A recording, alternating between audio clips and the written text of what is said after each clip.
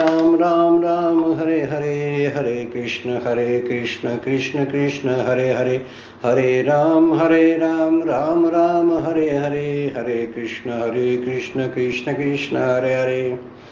ब्रह्मानन्दं परमसुखदं केवलं ज्ञानमूर्तिं द्वन्द्वातीतं गगनसदृशं तत्त्वमस्यादिलक्ष्यम् एकं नित्यं विमलम् अचलं सर्वधी साक्षिभूतं भावातीतं त्रिगुणरहितं सद्गुरुं तं नमामि।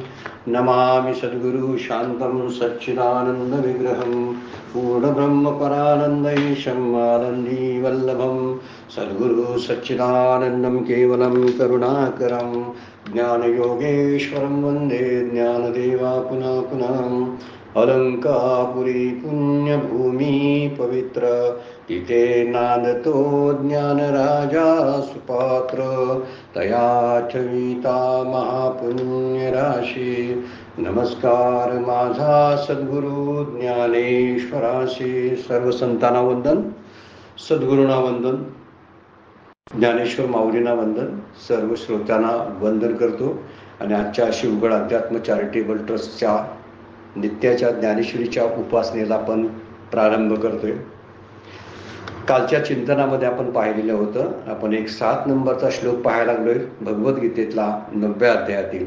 सर्वभूतानि कौन्तेय प्रकृतिं यान्ति मामिकाम कल्पक्षये पुनस्तानि कल्पादो विसृजाम्यहम्। म्हणजे कल्पाचा शेवट होतो तेव्हा सर्व भूत मात्र जी ही त्रिगुणात्मक मायेमध्ये लीन होतात आणि जेव्हा कल्पाचा आरंभ होतो तेव्हा ही भूत मात्र सगळी भूतसृष्टी पुन्हा उत्पन्न व्हायला लागते। त्याच्या पाठीमागचा जो तर्क आहे आणि त्यामध्ये सांगितलेलं शास्त्र जे आहे वेदांताचं शास्त्र, त्या ठिकाणी ब्रह्मदेवाच्या उत्पत्तीचा सुरुवात, ज्याला कल्प ज्याला आपण म्हणतो, ती ब्रह्मदेव सृष्टीची निर्मिती कशी करतो, त्याचं आयुष्य केवढं आहे, ही युग कशी होतात, याचा विचार यामध्ये सांगितलेला आहे। तो विचार आपण 8व्या अध्यायामध्ये जसा बऱ्यापैकी बघितलेला आहे, तरी सुद्धा इथं सृष्टीची उत्पत्ती होते, पण या उत्पत्ती होणारी जी सृष्टी आहे किंवा ज्याला आपण प्रकृती म्हणतो, ही नामरूपानं युक्त असलेली असत आहे, जड आहे, दुःखरूप आहे। कारण त्याचा विचार जर केला गेलं तर जगातला देह किंवा पुत्र, स्त्री, धनादी सगळी नामरूप जे आहेत ती असत मानलेली आहेत, अनित्य मानलेले आहेत, नश्वर मिथ्या शब्द वापरलेले आहेत। कारण त्या नामाची उत्पत्ती होते, ज्याला आपण व्यक्त रूपामध्ये भगवंत म्हणतात, मी प्रकट होतो, माझी हे प्रकृती महाकल्पांच्या अंती सर्व भूते अव्यक्ती ऐक्याशी येते। सगळी परत ऐक्याशी येतात म्हणजे एकत्र येतात, म्हणजे लीन होतात। हे जे सांगितलेलं आहे ते काय निर्माण होतं आणि काय लीन होतं, निर्मिती उत्पत्ती कशाची होती आणि शेवटीचा लय जो आहे तो कशाचा होतो, नाश जो आहे तो कशाचा होतो, नामरूपाचा होतो। कारण सगळ्या नामरूप सृष्टीला हे जे विकार आहेत ते विकार लागूच आहेत। जसे देहाचे विकार आपण मांडलेले आहेत, की ते विकार म्हणजे वर्णन करताना म्हणतात, तो काय देह असतो, त्याला जे शब्द जे वापरलेले आहेत तो काय होतो, क्षीयते, म्रियते वगैरे शब्द, विपरिणवते, हे 6 विकार जे देहाचे आहेत, हे देह माझ्या पद्धतीनं जीवाच्या दृष्टीनं हा देह, आणि तिकडं विचार केला तर ईश्वराच्या दृष्टीनं म्हणूया आपण, ईश्वराच्या दृष्टीनं त्याने उपाधी केली धारण, ती माया, आणि तो आहे जग। हे जग रूपानं आणि देह रूपानं निर्माण होणारी सगळी सृष्टी आहे, म्हणजे परा आणि अपरा सृष्टी जी आहे ती सगळी सृष्टी जी जी म्हणून व्यक्ताला येते, जी जी म्हणून दिसायला लागते, त्याचा क्षय आहे। ज्याची ज्याची उत्पत्ती होते त्याचा लय होतो। म्हणजे ज्याला मॅन्युफॅक्चर्ड डेट असते त्याला एक्सपायरी डेट ठरलेली असते। असा सर्वसाधारण विचार प्रकृतीच्या बाबतीमध्ये आपण केला पाहिजे। म्हणून या प्रकृतीला, मायेला असत, जड किंवा दुःखरूप मानलेलं आहे। हे संसाराची सगळी लक्षणं, त्या प्रकृतीची सगळी लक्षणं या संसारामध्येच येत असतात, म्हणून हे असत जड आहे। तर जगातली सगळी नामरूप जी देह, पुत्र, स्त्री, धनादी सगळी नामरूप असत्य आहेत, अनित्य आहेत आणि मिथ्या आहेत। कारण त्याचं सांगितलेलं आहे, का मिथ्या त्याला मानलेले आहेत, म्हणजे ती लीन का होतात, ज्याची उत्पत्ती होते त्याची लीन पण होतात, तर नामाची रूपाची उत्पत्ती होते म्हणून ते मिथ्या आहेत। मुख्य गोष्ट ते तर ही गोष्ट आहे की ज्या ज्या वेळी एखादी गोष्ट निर्माण होते ती म्हणून नाशाकडेच प्रवास करत असते, म्हणून ती अनित्य आहे. त्याला नाशापूर्वी काही काळच सत्ता असते. म्हणजे नाश होण्यापूर्वी जी स्थिती असते ती स्थिती काही काळासाठीच असते आणि तेवढ्या काळात ते वाढतात. म्हणजे पहिली आहे स्थिती, पहिलं आहे असणं, त्यानंतर येणं स्थिती दिसणं आणि त्यानंतर पुढे जे आहे त्याच्यामध्ये वाढ होणं. म्हणजे वर्धते शब्द वापरलेला आहे.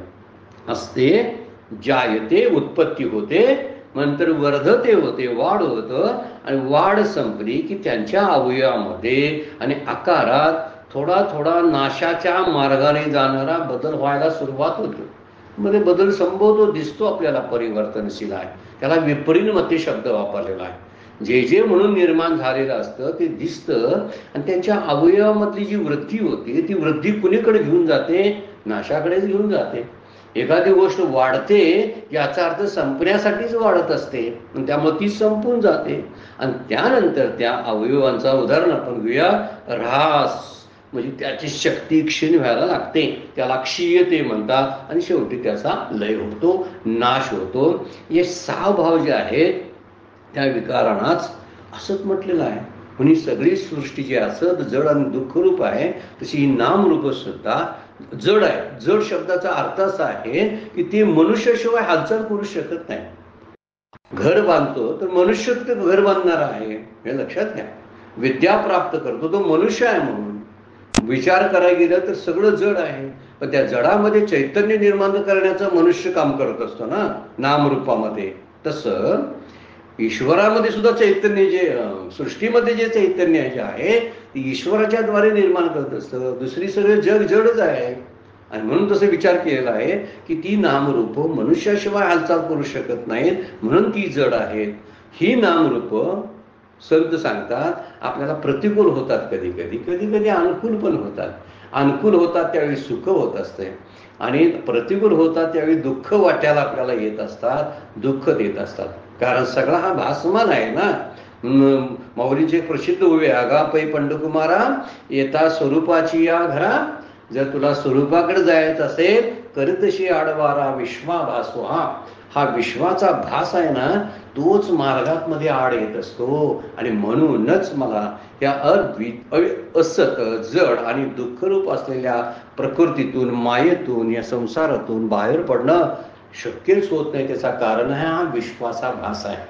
पण एक गोष्ट लक्षात ठेवली पाहिजे, जी जी निर्मिती झालेली प्रकृतीची जी निर्मिती आहे जे व्यक्त रूपाला येतं त्याला हे सहा जे विकार आहेत, जे देहाला विकार आपण मानतो, असते, जायते, वर्धते, विपरिणमते, क्षीयते आणि म्रियते, हे 6 विकार जे आहेत हे 6ही विकार सगळ्या भूतमात्राच्या सृष्टीला सुद्धा लागू आहेत आणि तशी सृष्टीचं सगळं होत असतं. आणि हा परमात्मा जो आहे हा त्या अज्ञानाच्या किंवा ज्ञानाच्या सुद्धा पलीकडे आहे. कारण ज्ञान आणि अज्ञान सुद्धा माईकच आहेत ना. म्हणून ज्ञान आणि अज्ञानाने जे स्वरूपावर भासतात ना, त्या स्वरूपावर ज्या स्वरूपावर भासतात ते स्वरूपच खरं आहे, ते स्वरूपच ज्ञान आहे. आणि या ज्ञानास थोडी सुद्धा कसली कल्पना नसते बरं का, त्यामध्ये फार सहजता असते. उदाहरण आपण घेऊया, जिभेवर कुठला तरी एखादा पदार्थ नसतो, कुठलाच काहीही पदार्थ नाही, त्यावेळी जिभेची जी स्थिती असते ना तशी स्थिती परमात्म्याची असते. केव्हा? जिभेवर एकही पदार्थ नसतो, खूप वेळ आपण काही खाल्लेलं नाही, कुठल्याही प्रकारची चव शिल्लक नाही, अशी जिभेची जी स्थिती असते तशी परमात्म्याची स्थिती असते. कारण परमात्मरूपी परमात्म्याच्या स्वरूपाच्या ठिकाणी अन्य वस्तूच नाही. त्यामुळे जिभेवर कोणताही पदार्थ नसला तर तिची चव घेण्याची शक्ती मात्र नष्ट होत नाही. ही गोष्ट आपण लक्षात ठेवली पाहिजे. मात्र जिभेवर काहीच पदार्थ नाही पण त्याची चव घेण्याची जी शक्ती आहे ती नष्ट होत नाही. त्यामुळे अव्यक्तामध्ये जरी प्रकृती गेली असली तर त्याच्या पाठीमागची शक्ती नष्ट झाली असं म्हणता येत नाही. ती परमात्म्याची शक्ती असतेच, ती शक्ती नष्ट होत नाही. तशी परमात्म्याची ज्ञान शक्ती जर नष्ट झाली तर जग हे आहे ही कल्पनाही नष्ट होते. जर हे समजा पूर्ण करून टाकलं की या शक्तीला जर बाजूला केलं तर शक्तीला बाजूला कल्पनेनं केलं तर निव्वळ उरतो तो परमात्मा आहे. म्हणजे हा भ्रामक पसारा जो आहे तो परमात्म्याच्या ज्ञानावरती भासतो. जसं सूर्यकिरण नसतील तर मृगजळ कसा दिसेल सांगा बघू. म्हणून सूर्यकिरण जरी काय करत नसले तर मृगजळाला मात्र निमित्त तरी होतात ना. दोरी नसेल तर सर्पाचा भास कसा होईल सांगा बघू. सर्पभास होणारच नाही. असा विचार ह्या सृष्टीच्या बाबतीत जर आपण करायला लागलो तर दिसतंय तेवढं खरं आहे अशी मानण्याची वृत्ती जी आहे ती कमी व्हायला लागेल. ही सगळ्या कल्पना आहेत. आणि जर कल्पना म्हणून जर विश्वाकडे आपण जर पाहायला लागलो, भूतसृष्टीकडे पाहायला लागलो तर संपूर्ण परमात्माच आहे याची जाणीव व्हायला लागेल. संतांना झाली तशी. त्यामुळे संत कधी जग म्हणून पाहायचे नाही. हे विश्व हे सगळं जे आहे ते परमात्म्याने नटलेलं आहे. परमात्म्याचा चिदविलास आहे असं ते सृष्टीकडे बघताना पाहायचं. म्हणजे जरी दिसणं आणि सिद्ध होणं या दोन गोष्टी वेगवेगळ्या आहेत बरं काय. दिसतंय म्हणजे सिद्ध होते असं मात्र नाही. प्रकृतीतली या जड वस्तूतली कुठलीच गोष्ट ही नामरूप सिद्ध करता येत नाही. कारण ती नित्य आहेत असं दाखवता येत नाही. उदाहरण घेतलेलं आहे बघा. पाहुण्याचं मूल घरात दिसतं पण ते आपलं मूल असतंय का, ते सिद्ध करता येत नाही. तसं जग दिसलं तरी सिद्ध होत नाही. मूल घरात आहे का नाही पण ते पाहुण्याचं आहे, आपलं आहे, ते सिद्धच करता येत नाही. तसं जग दिसतंय मात्र पण सिद्ध करत नाही. जग दिसते काय जग आहे हा प्रश्न जर आपल्याला विचारला तर जग दिसतं एवढंच म्हणायला पाहिजे. कारण नामरूपात्मक जी प्रकृती आहे व आस्ती भाती प्रियरूप जो जो पुरुष आहे या व्यतिरिक्त तिसरं काही नाहीच ना. एक म्हणजे नामरूपात्मक असलेली प्रकृती आणि त्याला जोडणारा पुरुष ज्याला आपण म्हणतो आस्ती भाती प्रिय रूप जो पुरुष. याच्या व्यतिरिक्त तिसरं काय नाही. म्हणजे प्रकृती आणि पुरुष जरा नामरूपात्मक आणि आस्ती भाती जर बाजूला केलं तर राहतो काय फक्त तर प्रकृती आणि पुरुष. पण तिसरं दिसतं काय बघा. प्रकृती आहे आणि पुरुष आहे पण दिसते तिसरं कोण, जग दिसतं. आता दिसणाऱ्या जगाची व्यवस्था काय लावायची, संगती काय लावायची, म्हणून शास्त्रानं त्याला विवर्त ठरवलेला आहे. त्यामुळे जग हा त्या अधिष्ठानावरचा आदेश असलेलं विवर्त समजून घेतलेला आहे. मग तिसरं जे दिसतं ना याचं नाव विवर्तवाद. पण दिसलेली वस्तू खरी नसते तर सिद्ध झालेली वस्तू खरी असते हे मात्र तत्वज्ञान लक्षात ठेवलं पाहिजे. कारण त्याचं दिसायला दिसतात तीन बघा. एक प्रकृती, एक पुरुष आणि तिसरं जग.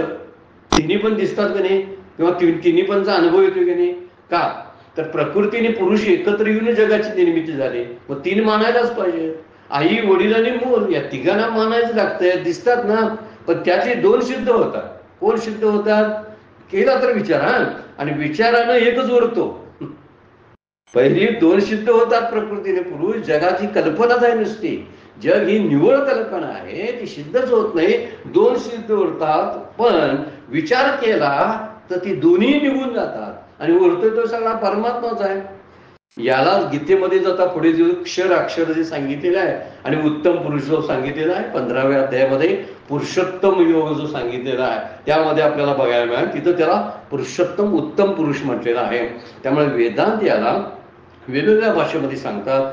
कार्याध्यास, कारणाध्यास आणि अधिष्ठान म्हणलेलं आहे. ही तीन जी दिसतात ना त्या तीनची वेगवेगळी व्यवस्था ज्याला आपण म्हटलेली आहे तो कार्याध्यास, कारणाध्यास. कार्याध्यास कार्य जग आहे, कारणाध्यास प्रकृती आहे पण त्याला अधिष्ठान मात्र ब्रह्मपुरुष आहे. म्हणून अमृतानुभव मध्ये फार सुंदर उभे हा ठाबवरी वियोग भेडे जे बाळ जगा एवढे वियाली परिण मोडे दोघुले पण. जगा एवढं बाळ सुद्धा जन्माला घातलं असलं तरी त्याचं द्वैत कधीच मोडत नाही असं माऊली अमृतानुभवातल्या पहिल्याच प्रकरणामध्ये उभे आहे. ते म्हणतात जगा एवढे हा ठायवरील वियोगी भेडे जे बाळ जगा एवढे वियाली. वियाली म्हणजे उत्पन्न केलं. परी न मोडे दोघले पण. म्हणजे जगावडे बाळ म्हणजे कार्याध्यास आणि प्रकृती कारणाध्यास आणि पुरुष अधिष्ठान. या तिन्ही गोष्टी आपल्याला लक्षात येतात. पण विचारांती एकच शिल्लक राहतं ते म्हणजे अधिष्ठान. फक्त परमात्मा शिल्लक राहतो. त्यामुळे प्रकृती आणि त्यावर दिसणारा हा सगळा प्रसारा नामरूपात्मक सगळं दिसणार आहे निघून जातं. मग दिसू नये तर खंदारकर महाराज चिंतन कसं आहे बघा.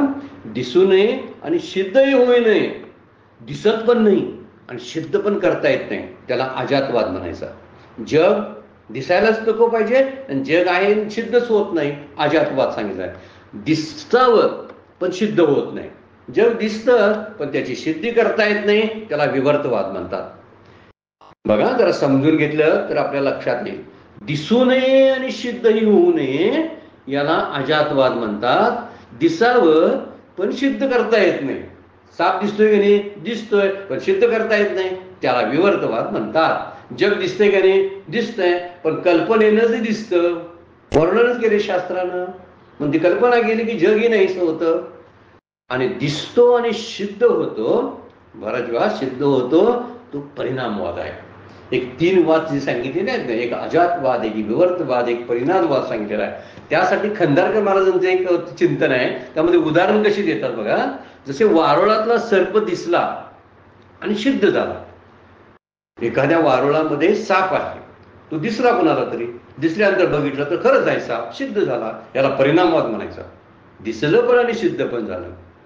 पण एखाद्या दोरीवर सर्प दिसला पण सिद्धच झाला नाही, दिसला तर सिद्ध झाला नाही, त्याला विवर्तवाद म्हणायचं.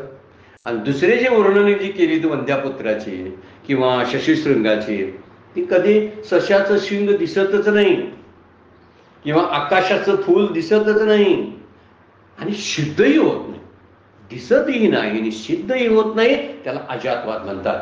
थोडंसं चिंतन या परमात्मा कसा एकमेव अद्वितीय आहे याच्या स्पष्टीकरणासाठी माऊली जे बोलतात ना, तरी माझी या प्रकृती महाकल्पांच्या अंती सर्व भूते अव्यक्ती ऐक्याशी येते. एका ऐक्याला प्राप्त होतात आणि ते ऐक्य सांगण्यासाठी त्याचं वर्णन तिथं काय करायला चालू केलेलं आहे. आणि म्हणून म्हणतात की हे 3 वाद जर लक्षात घेतले तर या 3 वादाच्या द्वारे आपल्याला प्रकृतीचं कार्य, पुरुष काय आहे आणि जग काय आहे, ज्यावेळी परमार्थ क्षेत्रात परमार्थ शास्त्राचा आपण अध्यात्मशास्त्राचा अभ्यास करतो त्यावेळी यांना उघडून चालत नाही बरं काय. प्रकृती, पुरुष किंवा माया, ईश्वर या सगळ्या गोष्टी, ब्रह्म, वाद हे थोडे का असना समजून घेतले की मग आपल्याला समजायला लागतं की यामध्ये जे आहेत हे समजून घेतले तर आपल्याला त्याचा अंदाज येतो की काय काय नेमकं काय आहे. तर या ठिकाणी वर्णन करताना माऊली सांगतात की हा प्रकृती विखू वाघवा तुला मागा परिसलासे, तुला माग सांगून झालंय तरी माझी प्रकृती महाकल्पांच्या अंती सर्व भूते अव्यक्ती ऐक्याशी येते, म्हणजे पुन्हा ऐक्याला येतात असं वर्णन केलेलं आहे. तर हे वर्णन करताना माऊलीने जे अध्यास मांडला तो याचा एक म्हणजे काय, कार्य जे दिसतं तो कार्याध्यास जग आहे, त्याला कारण असलेली प्रकृती आहे, त्याला कारण अध्यास म्हणतात. आणि तिसरा आहे जो तटस्थपणानं सगळ्याच याच्यावरती द्रष्टा म्हणून पाहतो तो पुरुष असतो, त्याला अधिष्ठान म्हणलेलं आहे. आणि म्हणून त्या तिन्ही प्रकारामध्ये आपल्याला एक गोष्ट लक्षात येते की भगवंत या ठिकाणी सगळ्यांच्या पलीकडे असतो. म्हणून वेदांतामध्ये प्रत्येकाने प्रकृती, अविद्या, माया असे शब्द, अज्ञान असे सर्व शब्द एकाच अर्थानं वापरलेले आहेत. काही वेदांती आहेत ती प्रकृतीचे माया आणि अविद्या असं भाग करतात आणि ती माया ही आहे ती ईश्वराची आहे आणि अविद्या जी आहे ती जीवाची उपाधी आहे असं मानलेलं आहे. काही जण आहेत म्हणजे आपले माऊलीसारखे संत आहेत ते अविद्या, प्रकृती आणि माया यांच्यात भेद मानतात, एक वेगवेगळे आहेत. कोणतेही ब्रह्म जे आहेत, कोणताही ब्रह्म जो भ्रम दिसतो जीवाला ते अविद्येचं कार्य आहे आणि जगत हे प्रकृतीचं कार्य आहे आणि जगातली विविधता व भेद हे माया कार्य आहे असं ज्ञानेश्वर माऊलींचं मत आहे. आता या मतांचं मत अंतर बघितलं तरी आपण दुसऱ्या मतांच्याकडे जात नाही. आपण ज्ञानेश्वर माऊली ज्या बोलतात ना त्या मतावर आपण स्थिर राहिलो तर लक्षात येईल की त्यासाठी आता माऊली दृष्टांत द्यावा. नेमके अव्यक्तात जातात म्हणजे काय होता, कारण त्याचा नाश होत नाही. जगाचा नाश झाला असं आपण जे म्हणतो तो होत नाही. बघा एखादं गाडगं मडकं बनवलेलं आहे, ते घडवलेलं मडकं जे आहे ते जरी फुटलं, त्याचा नाश जरी झाला तर माती कुठं जात नाही, माती आहे तशीच असते आणि त्याच मातीतून परत गाडगी मडकी तयार होत असतात. तशी सृष्टीची उत्पत्ती होते. मग नवीन काय आलं सांगा बघू, नवीन काहीच आलं नाही. जे आहे ते पूर्वीच सगळं आहे, त्यातूनच नवीन सृष्टीची निर्मिती होत असते. त्यामुळे आहे तेच, म्हणून त्याच्या फक्त नवनिर्मितीला इथं स्थान नाही सांगताना माऊलींनी दृष्टांत दिलेले आहेत. त्या दृष्टांताचा जरासा विचार करून आपण पुढच्या मुद्द्याकडे जायचा. 101 नंबरची गोळी मगाशी आपण 100 नंबरची कालच्या चिंतनामध्ये आपण पाहिलेली आहे. तरी हे माझी प्रकृती महाकल्पाच्या अंती सर्व भूते अव्यक्ती ऐक्याशी येते. तरी आता काय झालेलं आहे सांगायचं होतं ते महाकल्पाच्या शेवटी म्हणतात. कसं?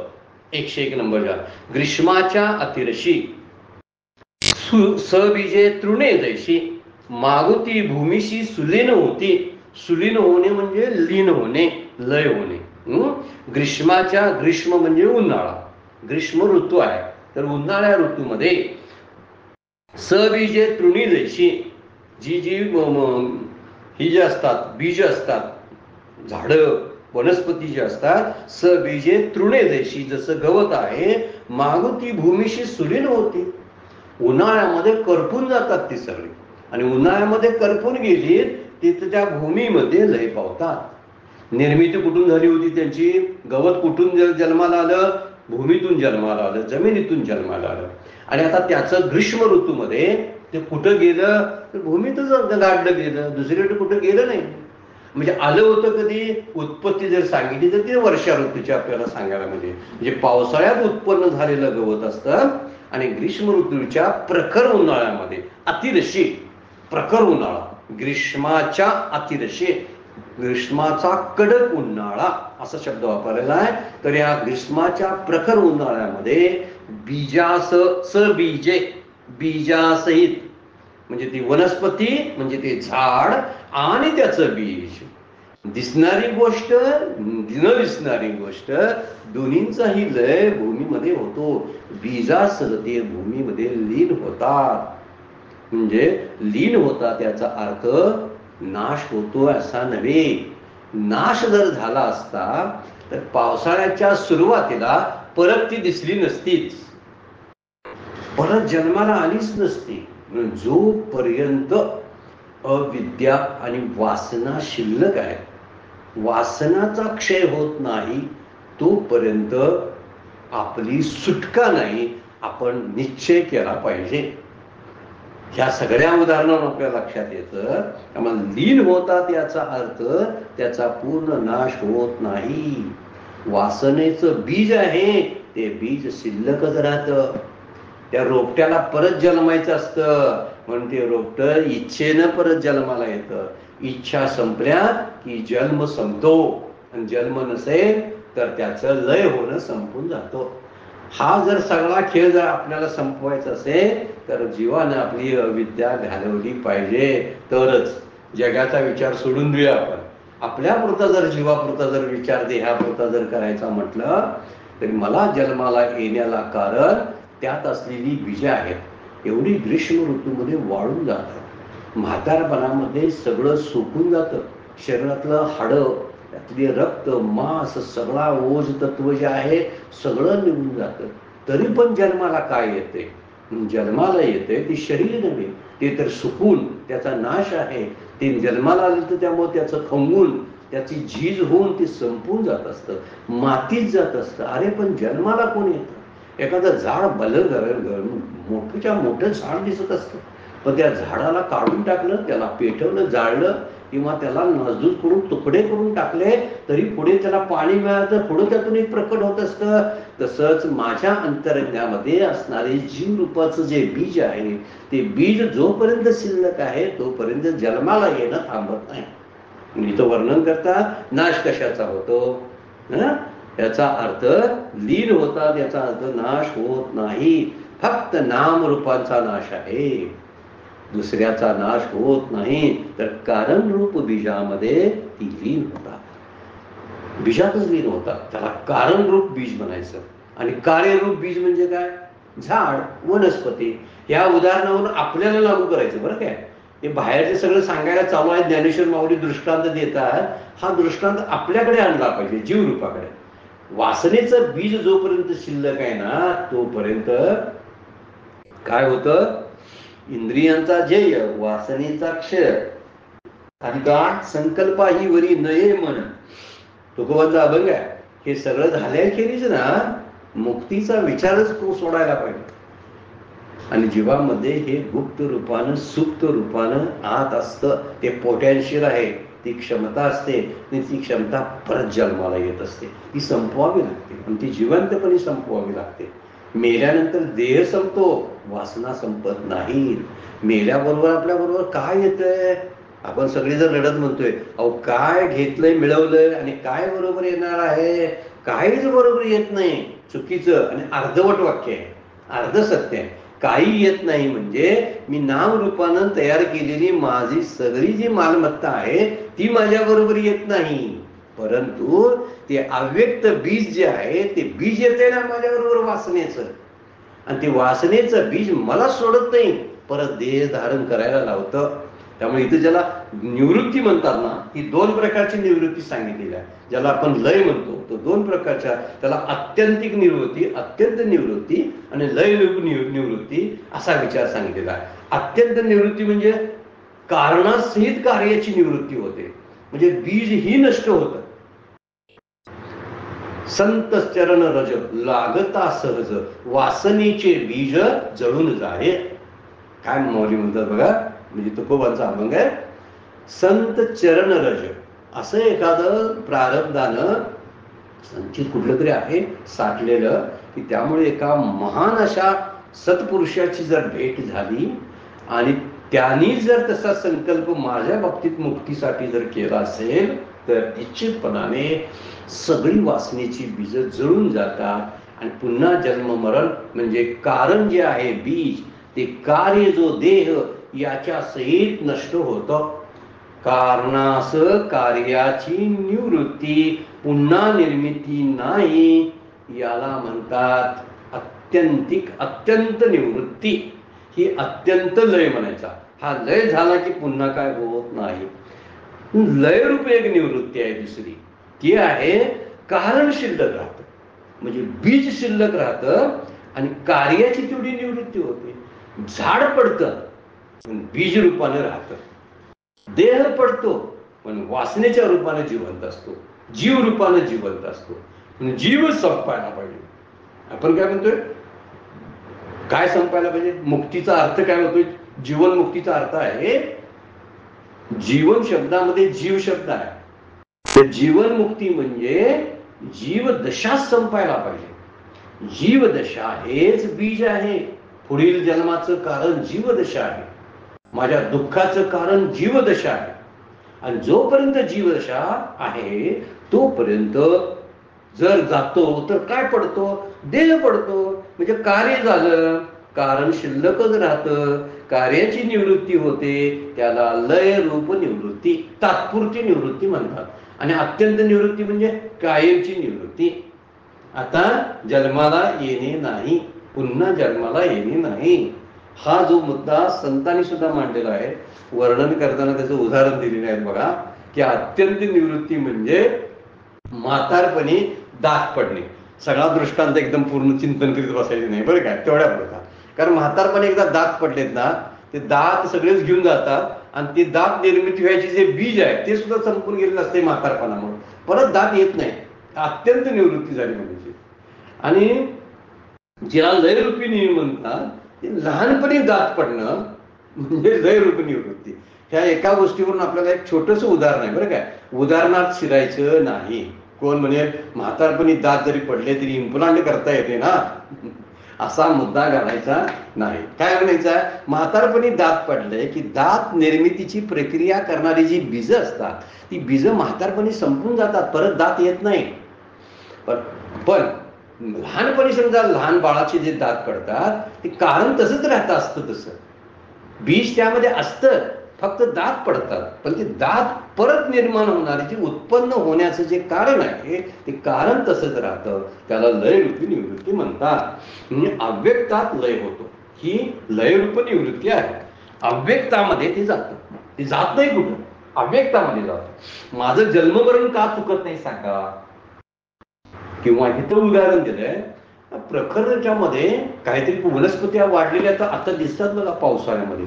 इतक्या मोठ्याच्या मोठ्या वाढलेल्या असतात त्या वनस्पती, डोंगरावर याच्यावरती वाढलेल्या असतात. गवत म्हणा, आणखीन कुठल्या छोट्या मोठ्या वनस्पती असतात, ते सगळे काही विषारी सुद्धा असतात, वाढलेले असतात. पण आता कडक ऊन ज्यावेळेस सुरू होणार आहे आता ना, त्या कडक उन्हामध्ये फार त्याचा सगळा माती होते, सगळं जळून गेल्यासारखं जातं. आपल्याला वाटतं संपलं आता, पण संपलं म्हणायला मृग नक्षत्राचा पावसाचा थेंब पडल्याबरोबर आणि लगेच टवटवीत दिसायला लागतात. म्हणजे होते कुठं? अव्यक्तात. पुन्हा अव्यक्त म्हणजे परमात्म्यात नव्हे, असा मगाशी मुद्दा जो पाहिला होता, कालच्या चिंतनामध्ये पाहिला होता, त्या मुद्द्याचा अर्थ हा आहे. म्हणजे जाणं म्हणजे अव्यक्तात जाणं म्हणजे नाश होणं नाही.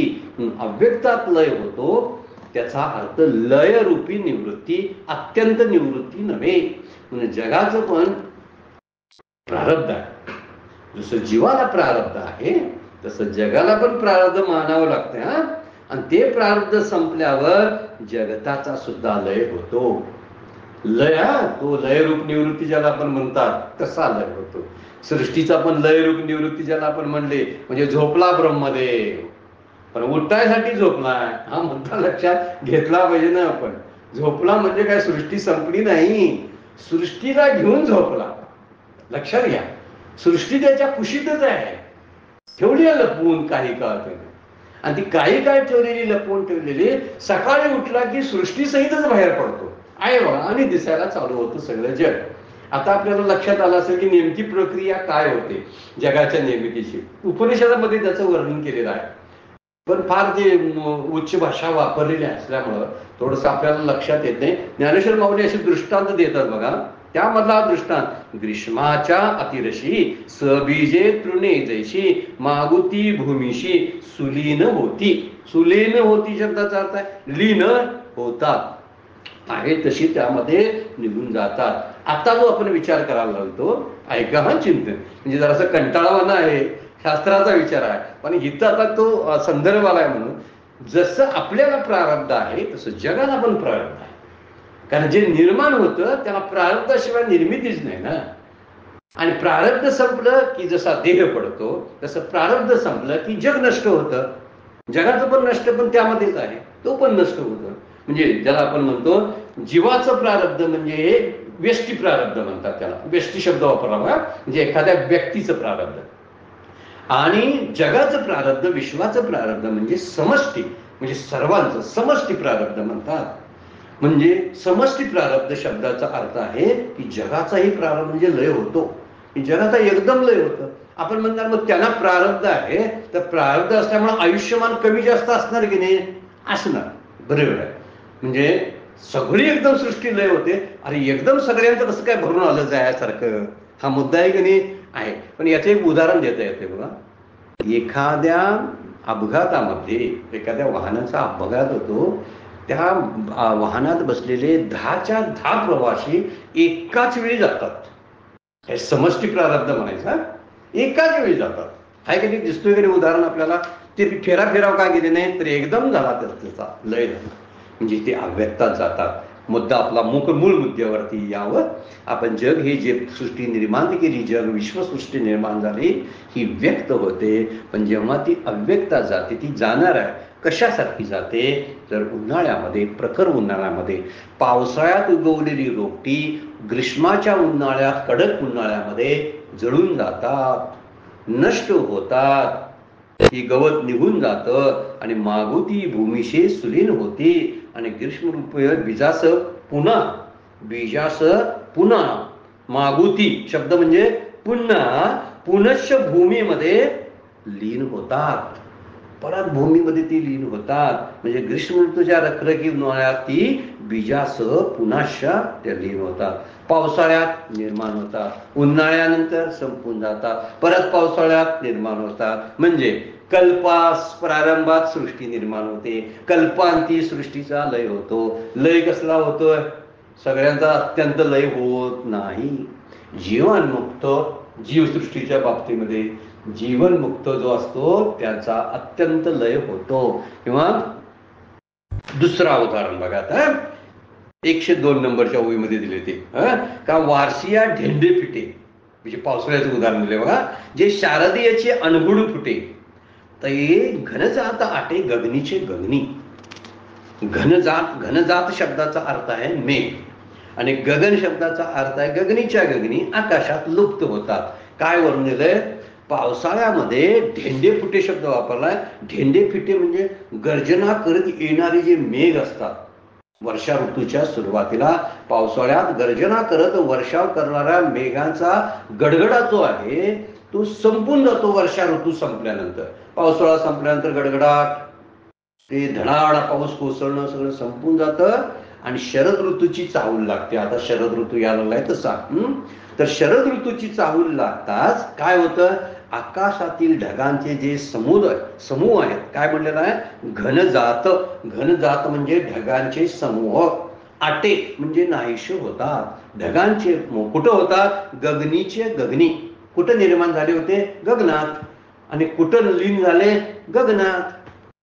भूमीतून निर्माण झालेलं गवत निर्माण झालं कुठून? भूमीतून. लीन झालं कुठं? भूमीत. तसं प्रकृती ही अव्यक्तामध्ये, अव्यक्त प्रकृतीमध्ये सगळी भूतसृष्टी लीन होते. पुन्हा जन्माला येण्याची तयारी असते ती.